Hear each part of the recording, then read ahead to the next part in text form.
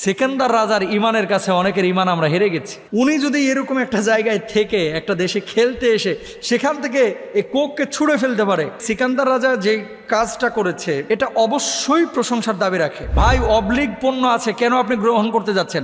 আমার ভাইয়েরা আলহামদুলিল্লাহ অনেকে কিন্তু এই পণ্যগুলো গ্রহণ করেন না। আলহামদুলিল্লাহ সুম্মা আলহামদুলিল্লাহ। আরেকটা নিউজ দিয়ে আপনাদেরকে, কেএফসি গোটা বিশ্বে কিন্তু ধরা খাইছে, বিশেষ করে মুসলিম বিশ্বে। এখন আপনি আপনার ইমানি দায়িত্ব পালন করছেন কিনা? প্রশ্নটি করেছেন কুমিল্লা থেকে জুবাইর মাহমুদ। মোহতারাম, আপনার কাছে আমি জানতে চাচ্ছি, ইদানিং দেখা যাচ্ছে ইসরায়েলি পণ্যের ব্যাপারে আগে যেমন সচেতনতা ছিল এরকম সচেতনতা এখন দেখা যাচ্ছে না। গরমের সমানে অনেকে কোক খাচ্ছে এবং ইসরায়েলি ড্রিঙ্কসগুলা যারা ইসরায়েলকে সহযোগিতা করে সেগুলো গ্রহণ করছে। এ ব্যাপারে আপনার বক্তব্য জানতে চাই। 2 নম্বর বিষয়, জিম্বাবুয়ের টিম যে বাংলাদেশে খেলতে এসেছে, এখানে তাদের ক্যাপ্টেন মুসলমান সিকান্দার রাজা, তিনি সংবাদ সম্মেলনে কোকের বোতলকে নিচে ফেলে দিয়েছেন। এক্ষেত্রে এরকম একটা পজিশনে থেকে এই কোকের বোতল যে ফেলে দিলেন, মানে ফিলিস্তিনের পক্ষাবলম্বন করে বা ইসরায়েলি পণ্যকে নেগলেক্ট করে, যদি এমনটাই হয়ে থাকে তাহলে তিনি সওয়াব পাবেন কিনা? ভেরি ভেরি ইম্পর্টেন্ট একটা বিষয়। অনেকে আপনারা ক্রিকেট খেলা দেখবেন যে ওই যে পত্রপত্রিকায় দেয়, ওই যে আইপিএল খেললো কি মুস্তাফিজ, পত্রিকায় দেখলাম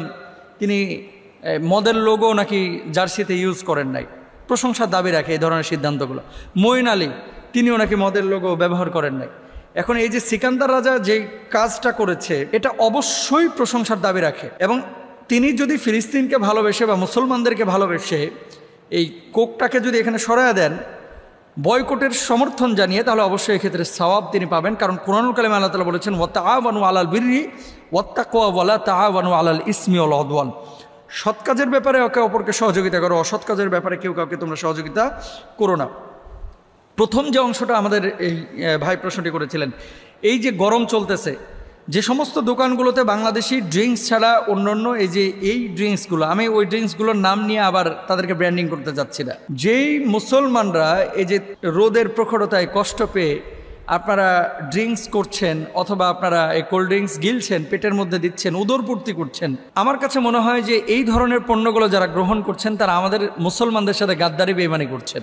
আপনার ছেলে, ছোট ছেলে, ধরেন আপনার ছেলের বয়স 4 বছর বা 5 বছর, এই ছেলেটাকে আপনি যেমন ভালোবাসেন, একজন ফিলিস্তিনি বাবা তার ছেলেটাকে তেমনই ভালোবাসে। আপনি একটা পণ্য কিনে এই পণ্যের একটা টাকা যদি আপনার শত্রুর কাছে যায়, আপনি জানেন যে আমার এই টাকাটা আমার শত্রুর কাছে গিয়ে এই শত্রু আবার আমার ছেলের বুকে গুলি চালাবে পিস্তল কিনে, তাহলে কোনো বাবা কিন্তু, পাগল বাবাও এ কাজ করবে না যে শত্রুর ওই পণ্য কিনে আমার ছেলের বুকে গুলি চালাক।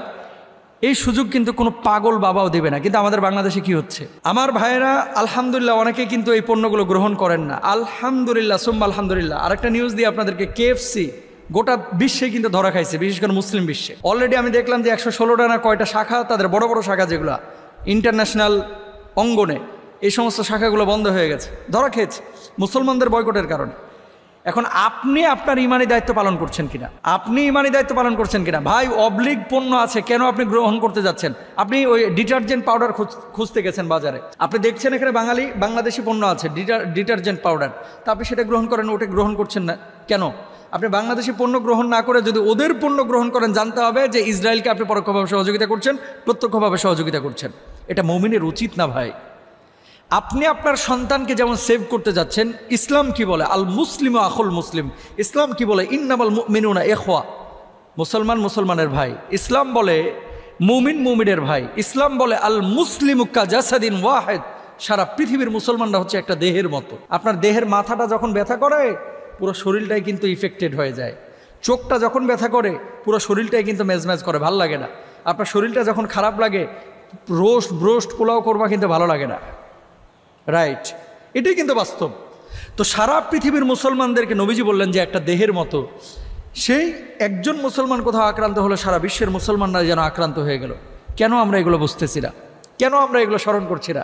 কেন আমরা এগুলো খেয়াল করছি না? আজকে মুসলমানরা যারা এই কাজগুলো আমরা করছি, বুঝে হোক না বুঝে হোক ভাই, অন্যায় করতেছি।